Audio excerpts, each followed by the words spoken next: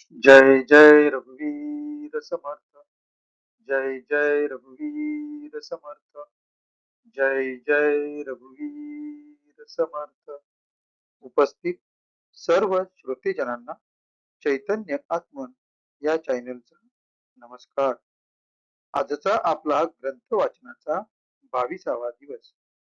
तेव्हा चला तर मग प्रथम आपण संत श्री रामदास स्वामी यांना वंदन करूया. गुरुर ब्रह्मा गुरुर्विष्णू गुरुर्देवो महेश्वरः. गुरुर साक्षात परब्रह्म. तस्मै श्री गुरवे नमः. तस्मै श्री गुरवे नमः. तस्मै श्री गुरवे नमः. जय जय रघुवीर समर्थ. प्रथम आपण सार्थ श्री दासबोध या ग्रंथाच्या श्रवणाची श्री रामदास स्वामी लिखित फलश्रुतीचे वाचन करूया. सर्व संशय एकदम नाहीसे होऊन क्रियेमध्ये म्हणजे आचरणामध्ये ताबडतोब फरक पडतो. सायुज्य मुक्तीचे रहस्य कळून येऊन तिच्या प्राप्तीचा सुलभ मार्ग सापडतो. दुसऱ्या बिकट साधनांचे कारण पडत नाही. अज्ञान, दुःख व भ्रांती यांचा नाश होऊन तत्काळ ज्ञानाचा लाभ होतो, अशी या ग्रंथाची फलश्रुती आहे. योग्यांचे परमभाग्य असे वैराग्य अंगामध्ये बांधते. विवेक व चातुर्य यथायोग्य प्राप्त होते.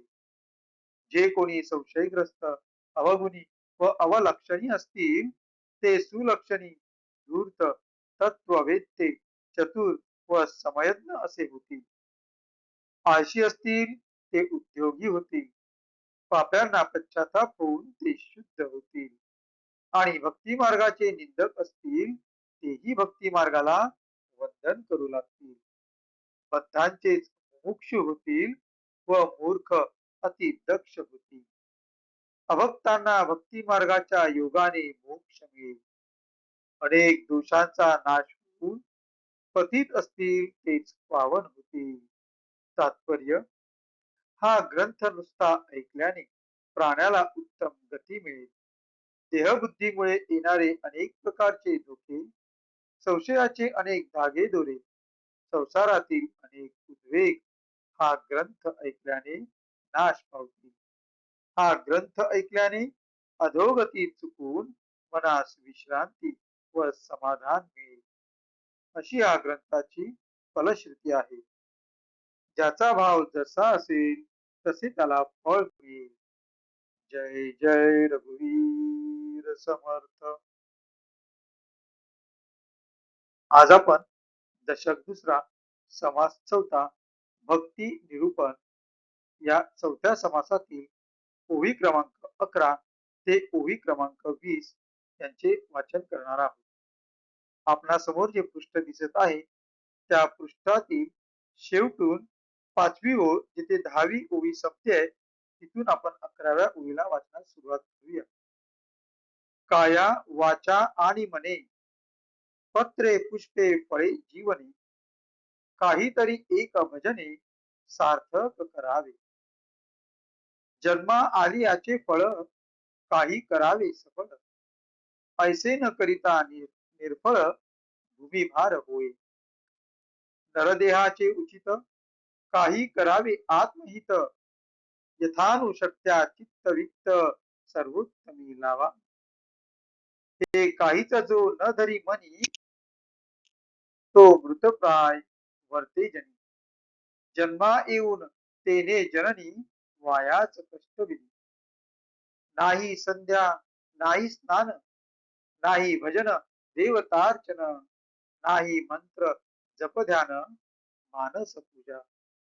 नाही भक्ती नाही प्रेम नाही निष्ठा नाही नेम. नाही देव नाही धर्म अतीत अभ्यागत. नाही सद्बुद्धी नाही गुण नाही कथा नाही श्रवण. नाही अध्यात्म निरूपण ऐकिले कदा. नाही भल्यांची संगती, नाही शुद्ध चित्त वृत्ती, नाही कैवल्याची प्राप्ती मिथ्यामध्ये. नाही नीती, नाही न्याय, नाही पुण्याचा उपाय, नाही परत्रीची सोय, युक्तायुक्त क्रिया. नाही विद्या, नाही वैभव, नाही चातुर्याचा भाव, नाही कळा, नाही लाघव, रम्य सरस्वतीचे. जय जय रघुवीर समर्थ. आता आपण ओवी क्रमांक 11 ते ओवी क्रमांक 20 यांचा मराठी अर्थ पाहू. आपल्या समोर जे पृष्ठ दिसत आहे त्या पृष्ठातील शेवटून चौथ्या ओळीत 11व्या अंकापासून 11व्या ओळीची आपण वाचन करण्यास सुरुवात करीत आहोत. काया वाचा मने करून पत्र, पुष्प, फळ, पाणी यांपैकी जे अनुकूल असेल ते देवास अर्पण करून कोणत्याही एका भक्तीने देह सार्थकी लावावा.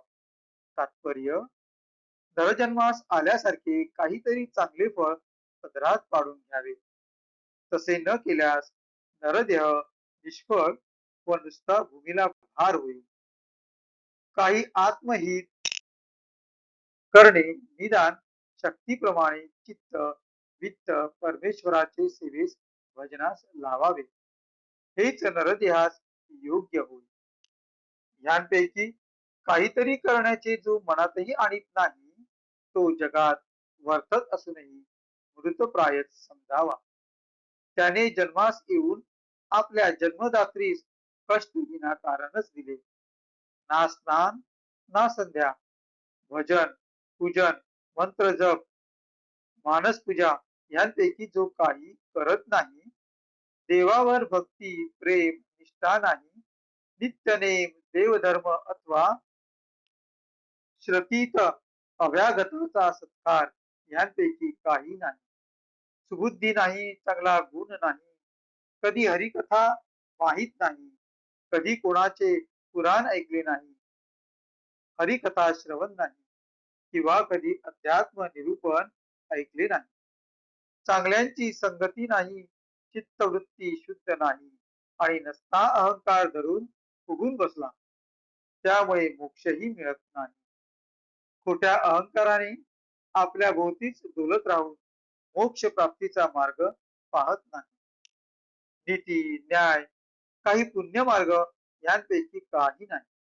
योग्याचा विधी निषेधाचा विचार नाही, जेणेकरून परलोक मिळेल अशी काहीच सोय करीत नाही. विद्या वैभव चातुर्य कला कौशल्य विद्वत्ता रम्य अशा विद्यादेवीचे कौशल्य विद्वत्ता पांडित्य यांपैकी काही नाही. जय जय रघुवीर समर्थ. या पुढील ओव्या आपण त्यांच्या मराठी अर्थासहित पुढील भागात पाहू. जय जय रघुवीर समर्थ. आता आपण संत श्री रामदास स्वामी यांना वंदन करून आजच्या वाचनाची सांगता करूया. शुका सारिके पूर्ण वैराग्य ज्याचे वसिष्ठा परिज्ञान योगेश्वराचे कवी वाल्मिका सारिका मान्य ऐसा नमस्कार माझा सद्गुरु रामदासा. जय जय रघुवीर समर्थ. सर्व उपस्थित श्रोतेजनांना पुन्हा एकदा धन्यवाद. भेटू पुढच्या भागात.